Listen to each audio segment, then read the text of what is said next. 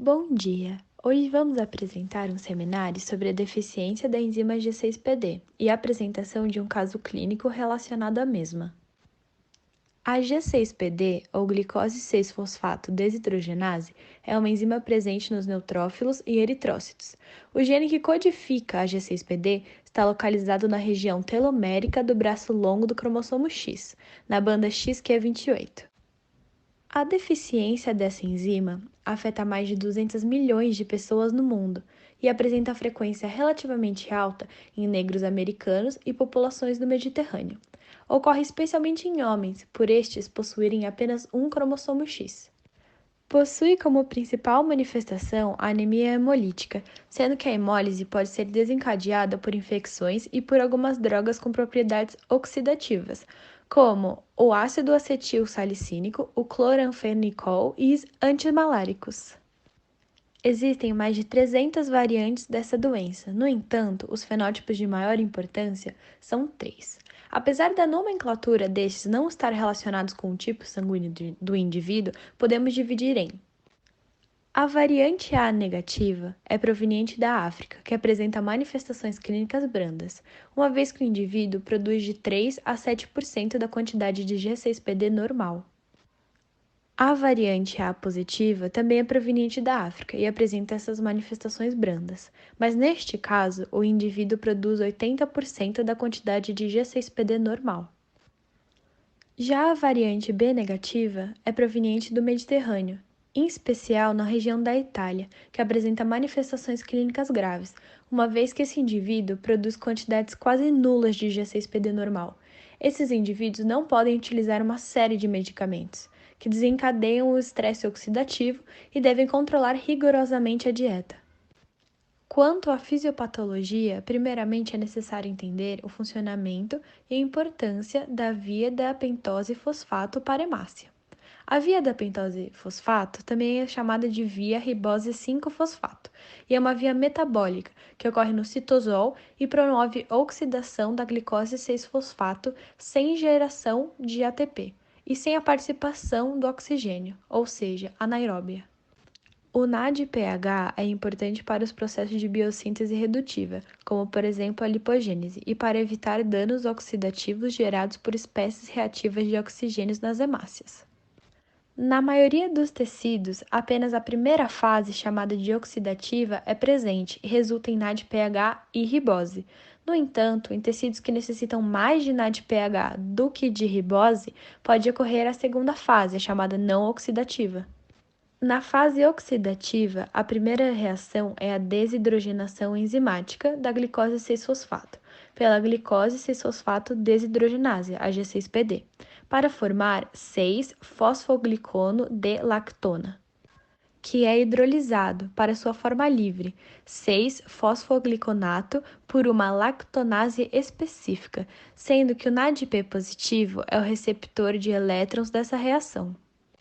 Depois, o 6-fosfogliconato sofre desidrogenação e descarboxilação pela 6-fosfogliconato desidrogenase para formar a D-ribulose 5-fosfato, uma reação que gera a segunda molécula de NADPH2.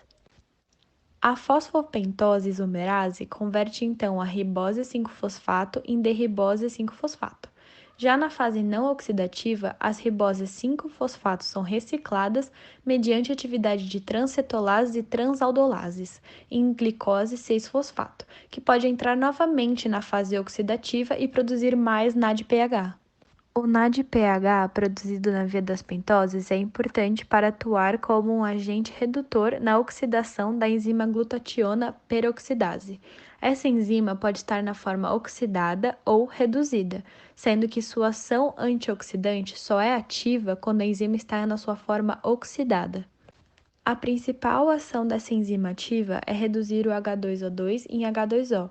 Isso é necessário porque o H2O2 é uma espécie reativa de oxigênio, que na hemácia é produzido em decorrência de mudanças conformacionais do oxigênio por essa célula. O H2O2 tem vida longa, é capaz de atravessar camadas lipídicas, pode reagir com a membrana eritrocitária e com proteínas ligadas ao ferro mais 2. Apesar de não ser um radical livre, pela ausência de elétrons desemparelhados na última camada, é um metabólito do oxigênio extremamente deletério, porque participa de uma reação que produz OH-. Esse radical hidroxila interage com os fosfolipídios da membrana e a desestabiliza, processo denominado de peroxidação lipídica ou lipoperoxidação, o que leva à lise celular. Ou seja, o H2A2 é altamente tóxico para as células e essa toxicidade pode ser aumentada de 10 para 1000 vezes quando a presença de ferro, como ocorre, por exemplo, na hemocromatose transfuncional. A via das pentoses é ativada em condições de estresse oxidativo, quando o indivíduo é exposto a substâncias oxidativas naturais ou artificiais, como medicamentos e alimentos específicos. No entanto, na ausência de G6PD, essa via não produz NADPH, levando à oxidação de compostos essenciais para a sobrevivência das hemácias. As mudanças estruturais decorrentes desse processo geram bisulfetos e causam a desnaturação e a precipitação da hemoglobina, formando os corpúsculos de Heinz. Estes se integram à membrana do eritrócito, alterando sua carga, elasticidade e permeabilidade, tornando-o suscetível à remoção pelo sistema reticulomonocitário do baço, fígado e medula, iniciando dessa forma o processo hemolítico. Os sintomas e sinais clínicos aparecem durante os 2 primeiros anos de vida na maioria dos pacientes, porém, os sintomas podem ser variados, sempre após a exposição a algum tipo de alimento, medicamento e infecção, ou podem permanecer assintomáticos por anos. A maioria dos indivíduos maiores de 1 ano que apresentam deficiência de G6PD são assintomáticos, embora possam manifestar hemólise de graus variáveis quando expostos a alguns dos fatores desencadeantes, sendo que abscessos hepáticos e perihepáticos podem ser ocasionalmente os primeiros achados. A maioria dos casos, a hemólise atinge menos de 25% das hemácias e causa icterícia transitória e colúria. Mas, por outro lado, hemólises graves podem causar hemoglobinúria e lesão renal aguda. Assim, quando sintomáticos, o fígado, o rim, o pulmão são os principais órgãos afetados, sendo que são comumente observados episódios de infecção e linfadenopatia. O consumo de certos alimentos, como fava ou feijão de fava, pode levar ao portador a desenvolver uma crise hemolítica. Por isso, essas crises hemolíticas antes eram chamadas de favismo. A fava contém isoramil e divicina, que são 2 agentes fortemente redutores, cujas ações resultam na oxidação das proteínas de membranas dos eritrócitos. Hoje nós vamos discutir o caso de um paciente de 5 anos, sexo masculino, pardo, com infecções de repetição desde os 6 meses de vida, que apresentou pneumonias, sendo 2 com derrame pleural, septicemia, sinusites, otites médias, estomatite, piodermite e diarreias. Decorrente dessas infecções, necessitou ser internado 8 vezes. Deu entrada no hospital novamente com pneumonia. O exame microbiológico demonstrou a presença de Streptococcus pyogenes e o hemograma teve os seguintes resultados. Os valores do VCM e CHCM no hemograma permitem a conclusão de que o paciente apresenta uma anemia hemolítica microcítica e hipocrômica. Essa anemia é evidenciada pelo baixo valor de hemoglobina. O fato dela ser hemolítica é comprovado pelo aumento de reticulócitos. Segundo o exame de tipagem sanguínea, demonstrado na tabela abaixo, o paciente é do tipo sanguíneo A positivo com subtipo A3. A discrepância na tipagem reversa é explicada pelo fato de que existe a formação de anticorpos anti-A1, já que o paciente é um subtipo de A, ou seja, possui uma quantidade pequena de A1 em suas hemácias, permitindo a formação de anticorpos contra eles. Isso porque as hemácias possuem diferentes níveis de pressão genética. No caso, o antígeno A3 é mais expresso pelas hemácias do paciente. Já a discrepância na direta pode ser explicada pelo fato de que a menor reatividade encontrada nos subgrupos é pelas mutações ocorridas na região de código do gene que codificam o grupo ABO. O TAD positivo indica a presença de anticorpos IgG aderidos à membrana eritrocitária. Essa positividade, no caso, está relacionada com um halo anticorpos presentes no paciente contra as hemácias de bolsa recebidas, uma vez que o histórico desse paciente consta que já foram realizadas transfusões anteriores. Quando o TAD é positivo, segue-se para o ELUATO. No ELUATO, se o positivo for em 1 e 2, como no caso, realiza-se o painel de hemácias para determinar exatamente o antígeno. Já o pai positivo, em pesquisas anteriores, indica a presença dos anticorpos anti-E e anti-C no soro do paciente. O resultado atual está de acordo com a tabela abaixo. A tabela demonstra novamente a presença de anti-E grande e anti-C grande. Os antígenos E grande e C grande fazem parte do sistema sanguíneo RH. Os antígenos desse sistema estão localizados em duas proteínas expressas na membrana dos eritrócitos, RHD e RHCE, que carregam respectivamente os antígenos D e o C grande, C pequeno e E grande, em várias combinações. No caso, o paciente apresenta a proteína RHCE com os antígenos C pequeno e E pequeno, sendo expressos, e os antígenos C grande e E grande não. Isso é evidenciado pelos resultados na fenotipagem estendida do paciente. Por isso, quando em contato com o sangue positivo para C grande e E grande, o paciente desenvolveu os anticorpos anti-E grande e anti-C grande por imunização transfusional. Um estudo realizado com 73 pacientes deficientes da G6PD durante o episódio de hemólise sugere que a infecção é o fator mais comum desencadeante da hemólise, superando até mesmo a exposição a drogas oxidantes. A hemólise apresentada pelo paciente foi desencadeada pela infecção por Streptococcus pyogenes, produtor de H2O2. Esse micro-organismo é facilmente destruído por neutrófilos de pacientes com deficiência na G6PD, pois seu H2O2 endógeno não é destruído pela catalase, sendo capaz de suprir as células deficientes com derivados tóxicos de oxigênio para que esse seja utilizado na destruição das bactérias. O H2O2, além de causar injúria ao próprio antígeno, também causa estresse nas hemácias do hospedeiro. Isso porque o paciente não é capaz de reduzir esse metabólito H2O.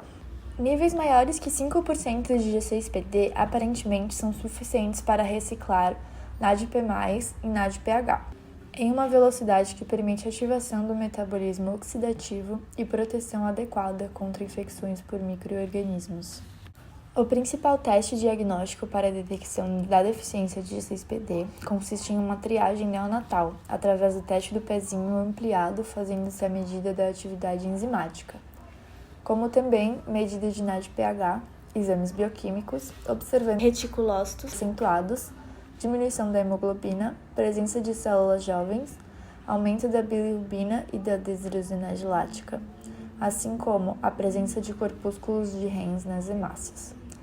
A determinação da G6PD neonatal em papel filtro é realizada por um método enzimático colorimétrico, sendo normais os valores superiores a 2,1 o G-hemoglobina. Amostras expostas a altas temperaturas e/ou umidade podem exibir baixa atividade de G6PD por inativação da enzima. Portanto, a importância do teste do pezinho reside no fato de que, como os níveis de G6PD estariam mais elevados logo após o nascimento, os níveis mais baixos da mesma nesse período podem ser indicativos da deficiência dessa enzima. Vale ressaltar que, se o diagnóstico for feito enquanto o bebê ainda é lactante, deve-se impedir o contato com os agentes agressores. Isso porque as substâncias podem ser passadas pelo leite materno, podendo levar à hemólise prematura. Além do teste do pezinho, são realizados testes bioquímicos e citoquímicos associados ao metabolismo oxidativo de fagócitos em relação à formação de espécies reativas de oxigênio.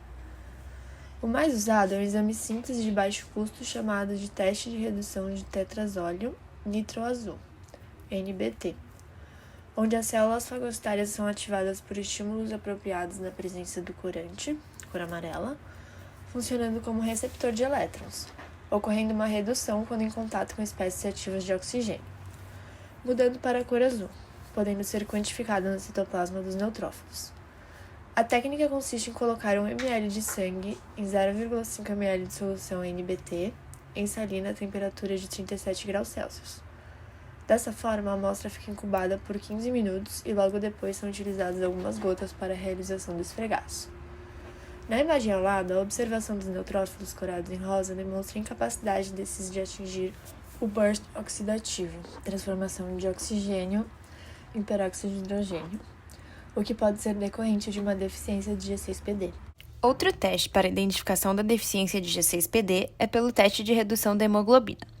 Para uma atividade normal de G6PD, a reação final deve apresentar a coloração vermelho vivo, uma vez que a solução de nitrito transforma a hemoglobina em metahemoglobina, e esta é reconvertida em hemoglobina na presença de azul de metileno. Na presença de uma atividade reduzida de G6PD, a coloração final é castanha, pois ocorre a formação de metahemoglobina sem sua reconversão à hemoglobina. A citometria de fluxo também é usada para diagnosticar deficiências no metabolismo oxidativo por apresentar resultados rápidos e precisos. É medida a produção de peróxido de hidrogênio de neutrófilos ativados com acetato de forbalmiristato, PMA, após coloração com dihidroordamina 1,2,3, DHR. O DHR é uma substância que se liga aos neutrófilos, causando aumento da fluorescência na presença de peróxido de hidrogênio. A produção do peróxido de hidrogênio é diminuída na deficiência de G6PD, por isso, observa-se menor fluorescência dos neutrófilos nessa deficiência. Agora, apresentamos uma tabela que sintetiza os testes utilizados para avaliação do metabolismo oxidativo. A função dos testes, portanto, é avaliar o metabolismo oxidativo, e eles são o teste citoquímico do NBT, a avaliação da produção de ânions peróxido, peróxido de hidrogênio e de fótons, e a citometria de fluxo. Esses testes irão apresentar alterações na doença granulomatosa crônica, DCG, nas deficiências de G6PD, deficiência de mieloperoxidase e deficiência de glutatinona sintetase. Pela gravidade do quadro, entre outros exames, foram realizados os testes NBT e DHR por citometria para o diagnóstico de deficiências funcionais de fagócitos. Ambos se mostraram claramente alterados e, associado a isso, foi realizada uma nova dosagem de G6PD, o que demonstrou acentuada diminuição, permitindo a conclusão de que o quadro fagocitário do paciente é causado por deficiência da enzima em neutrófilos. O quadro de deficiência de G6PD do paciente já havia sido observado no teste do pezinho, no entanto, a dosagem foi realizada novamente. Não há tratamento medicamentoso para essa deficiência. Portanto, o principal tratamento para a deficiência de G6PD é prevenir e minimizar as situações que levam ao estresse oxidativo.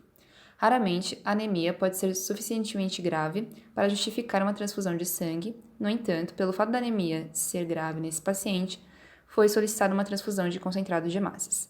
Nesse caso, é necessária uma transfusão de sangue com subtipo A3 ou subtipo O, sendo que esses não podem possuir os antígenos C e E expressos. Essa transfusão foi necessária, pois apesar de ser recomendada a transfusão para uma hemoglobina 7 gramas por decilitro, esse paciente apresenta um nível de hemoglobina próximo desse número, que seria de 8 gramas por decilitro.